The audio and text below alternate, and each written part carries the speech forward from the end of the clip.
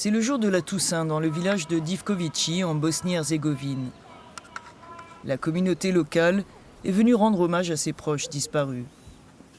Goran Stojak a perdu son père il y a 3 mois, foudroyé par un cancer du poumon, le mal du village. En 4 mois, 6 personnes en sont mortes à Divkovići. Pointée du doigt, la centrale thermique à charbon de Tuzla, qui déverse ses déchets à quelques centaines de mètres du village de Goran.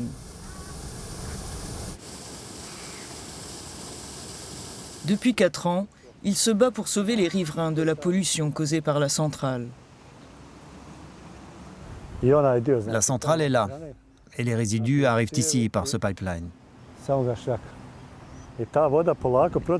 Et cette eau, petit à petit, s'infiltre dans la terre. Elle se propage sur les rives, de part et d'autre du lac. Et elle rentre dans les puits dont se servent les habitants pour l'eau potable.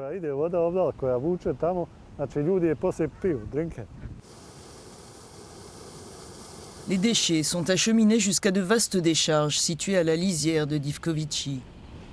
L'an dernier, des analyses réalisées par un laboratoire indépendant ont révélé de fortes concentrations de métaux lourds jusqu'à plusieurs dizaines de mètres sous terre. On dirait de la terre assez riche, assez fertile. Et en fait, c'est de la poussière de résidus qui proviennent de la centrale à charbon.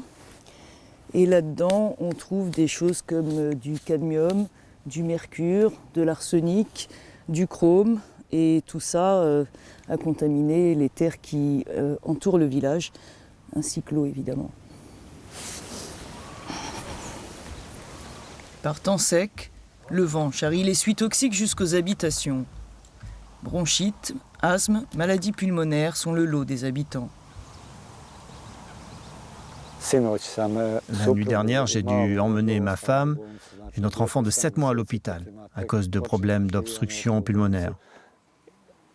Quand je suis dans mon lit la nuit, j'entends les cris de douleur de mon voisin atteint d'un cancer du poumon. Ici, on est juste condamné à mourir. D'ici quelques années, ce village sera vide. Il n'y aura plus personne.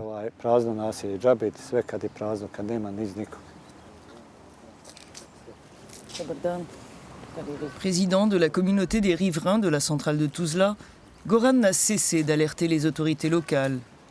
Mais rien n'est fait, dit-il, pour les 70 habitants qui restent à Divkovići, comme Mila.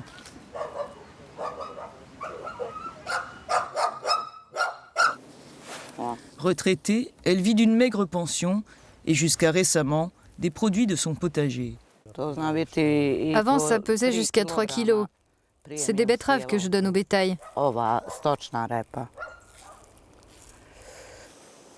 Les résultats des analyses effectuées l'an dernier lui font peur. Difficile pourtant de renoncer au potager. On n'a pas le choix. On a de petites retraites. Il faut bien qu'on vive de quelque chose. On n'a pas d'argent pour acheter des choses à l'extérieur. Et mon fils est au chômage. Je dois cultiver ce qu'on mange.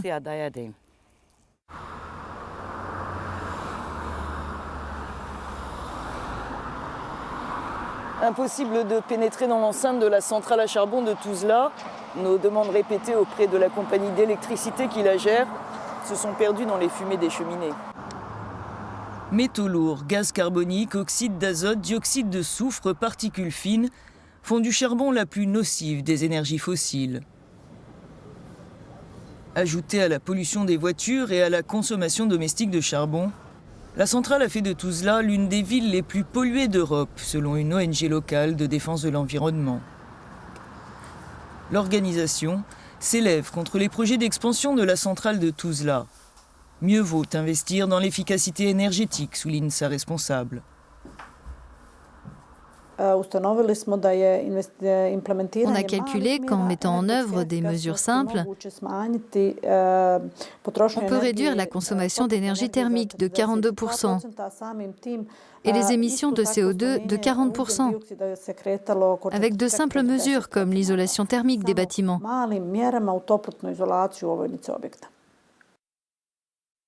Aux 4 centrales à charbon de Bosnie-Herzégovine pourraient s'ajouter 7 nouveaux sites dont les projets sont à l'étude. De quoi générer une hausse de 18% des émissions de gaz à effet de serre du pays d'ici 2030 par rapport au niveau de 1990, disent les ONG. À Sarajevo, nous avons rendez-vous au département de l'énergie du ministère du Commerce extérieur. Faute de planification nationale, la construction de nouveaux sites ne dépend pas de l'État, mais de ses composantes, la Fédération de Bosnie-Herzégovine et la Republika Srpska. Êtes-vous d'accord avec ceux qui pensent que pour respecter les objectifs de réduction des émissions, il faudrait annuler tous ces projets ?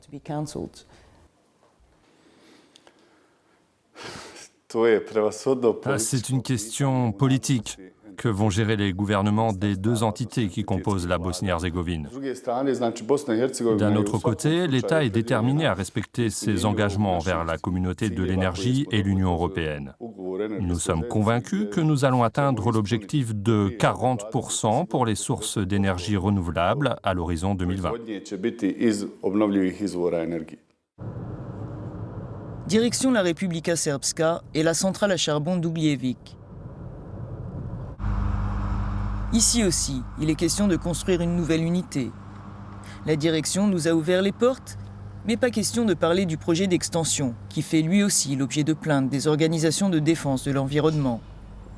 C'est de la modernisation de la centrale prévue d'ici 3 ans que l'on veut par contre nous parler.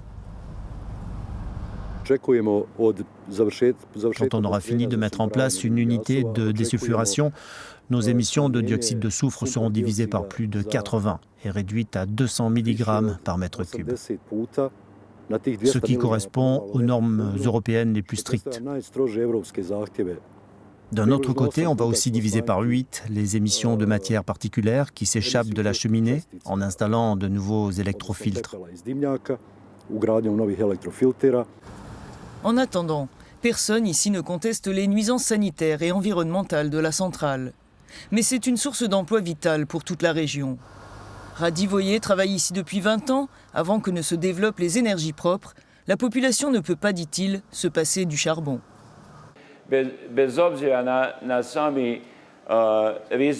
Même si c'est risqué de produire de l'électricité de cette manière, on est obligé de le faire pour éviter que nos jeunes partent vivre dans d'autres villes, d'autres pays, d'autres continents pour trouver du travail. Et s'il n'y a plus de jeunes ici, quel intérêt cela aurait de continuer à faire fonctionner cette centrale ?